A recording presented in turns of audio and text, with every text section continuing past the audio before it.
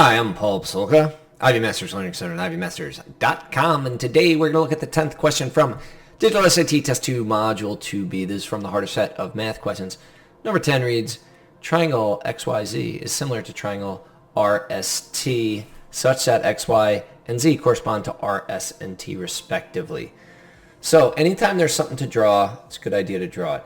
Keep in mind, similar triangles have the same corresponding angle measure and their sides are in proportion. That's the first thing you should think of when it tells you that these triangles are similar. So we've got X, Y, Z. Don't worry about drawing them to scale. You'll drive yourself bananas.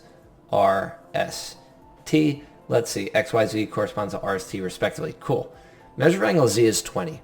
So if this is 20 degrees, since they're similar triangles and corresponding angles have the same measure, T is 20 degrees. What's the measure of angle T? We just answered it.